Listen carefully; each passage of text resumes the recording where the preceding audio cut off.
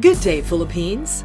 Welcome to our investigative journey into the world of pharmaceuticals. Today, we take a closer look at how one can determine the quality of medicine. In these uncertain times when disease are widespread, we rely on drugs as our primary defense against sickness, to alleviate symptoms or to maintain one's health. The physicians and the public they serve generally lay trust on pharmaceutical companies based on what is printed on medical journals and those marketed to them in mass media. But according to Dr. Kenneth Hartigan Go, a leading proponent in responsible pharmaceutical manufacturing, he gives us critical factors that determine quality of medicine, especially in the manufacture and eventual use of generics. He also warns us of the many misconceptions about generic drugs and its use. Armed with these decision points, the physicians and the public can make personal inquiries on whether a medicine is top quality or none at all.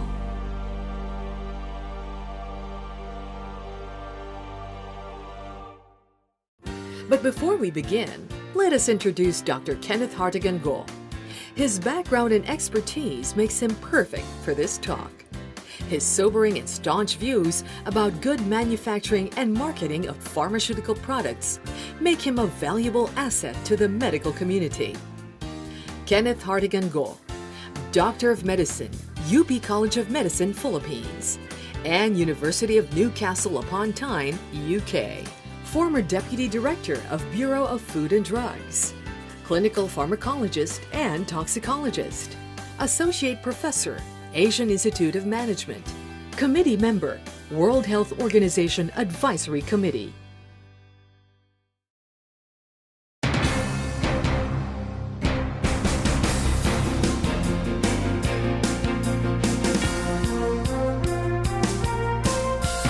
Let me explain to you the first part of choosing quality generic product, which is the compliance to good manufacturing practice.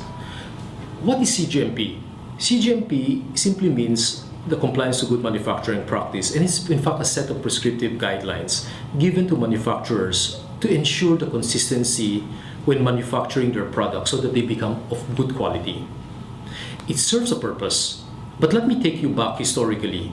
Industries in the past producing drugs did not follow a set of standards. They were producing products in an inconsistent manner.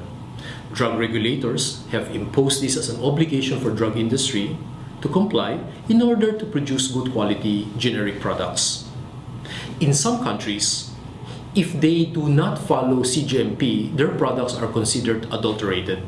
And this is not good for the consumers and for the prescribers giving these products. Now, what does CGMP encompass in terms of manufacturing medicine? First, the source of the raw material must be known and must be validated. The process on producing these products have to be consistent according to a certain set of guidelines. Third, the chemists, the laboratory technician, and the pharmacists involved with the manufacturing of products have to be trained and retrained many times in order to reduce errors. The sampling of the product has to be done so that you could ensure traceability of the product in case there's a problem with a particular batch. And also, the distribution and the storage of these products have to be kept in a log so that you could ensure good quality product being served in the marketplace. But certain companies do not want to follow CGMP. For one, they complain that investment in CGMP might be very expensive, and drug regulators sometimes do not impose it on them to follow these guidelines for good manufacturing practice. And they get away with selling cheap but poor quality products in the market. It is not possible to have 50% compliance of CGMP. It's either you have it 100% or you don't. Because to meet 50% compliance means that the product may be good for now and sometimes it is not good. And this doesn't reflect good on the image of generic products.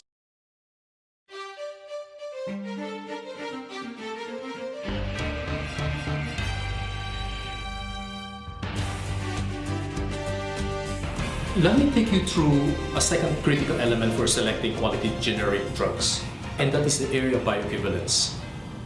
Simply put, bioequivalence means comparing a generic medicine against the kinetics of a comparator innovator product. What makes it important in our discussion is that bioequivalence provide us quality, efficacy, and safety parameters for those generic products. Now, why do local industry and companies do not comply with bioequivalence? Well, first they say generic product has been in the market for so long, and we assume that it is of good quality, it's efficacious, and it's safe. I think that's wrong. Secondly, drug regulators don't normally impose this on drug industry. And industry cites that it is very expensive and there's lack of testing site. My belief is that if you have a generic product, there is a need to invest in necessary expense in order to find out where such product is really of good quality or not. But should we be concerned if there is no bioequivalence in those products? The simple answer is yes. Even excipients that go into the tableting of such a product may affect, in fact, the absorption and the distribution of such a product inside the body of a patient. Why do companies practice safe and excellent manufacturing procedures rely on if in case they don't follow or do bioequivalence? Well, there are other surrogate markers. First, if bioequivalence is not there, they could rely on compliance to good manufacturing practice by the company. Secondly, they need to rely and invest on an important aspect of testing, which is in vitro testing, though this is not perfect. Lastly, they could invest on post-marketing surveillance, which brings us to the third element for choosing and selecting quality generic drugs.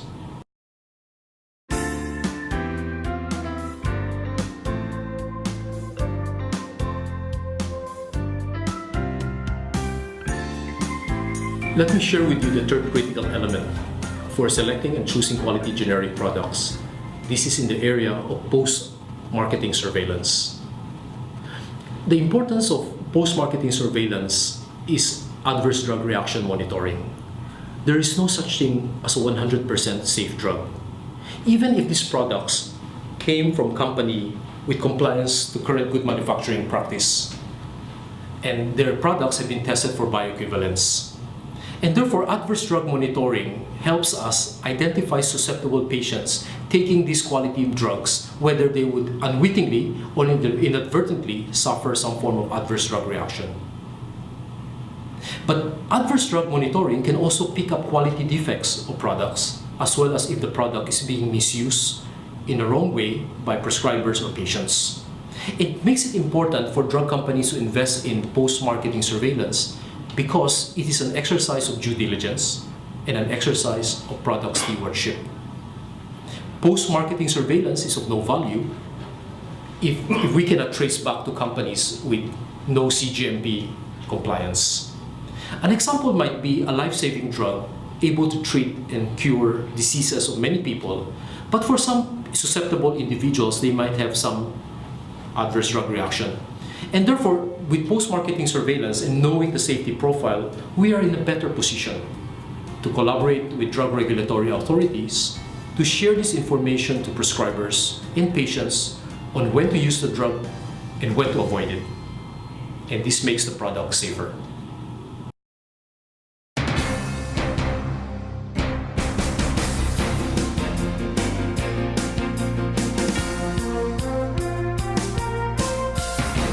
There is in fact a fourth critical element in selecting and choosing quality generic products, and that is to bear in mind ethical marketing communications. When a product is in fact in circulation or in the market for quite some time, we know a little bit more about the profile of the drug, its efficacy, and its safety. And oftentimes, generic drugs fall under this category. Generic drugs, in fact, are after all cheaper and more affordable. Pharmaceutical industry should bear in mind that they have to follow on their medicine efficiency by undertaking research. For instance, monitoring drug use by asking their doctors how the performance of the drugs was on their patients. Industry, however, cannot hide under the skirt of overspending for advertising, for junket trips, for whining and dining doctors, simply to hide the fact that their products are in fact poor quality. In instances of gross misuse and medication error, the drug company has an obligation to report this and inform doctors through Dear Doctor letters, or in fact hold their attention when there is a gross misuse of their product.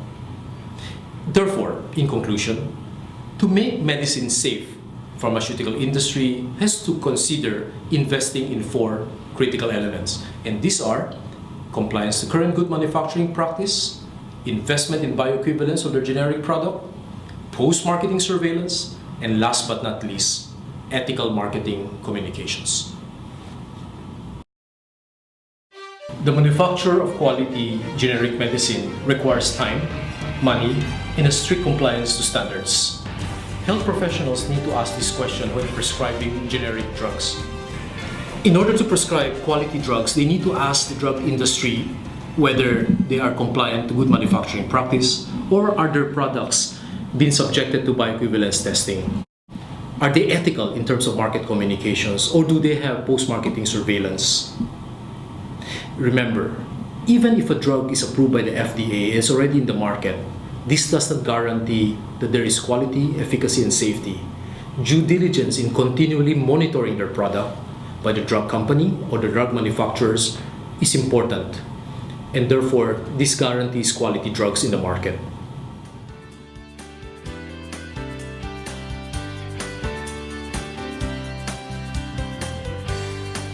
We are at the end of our presentation.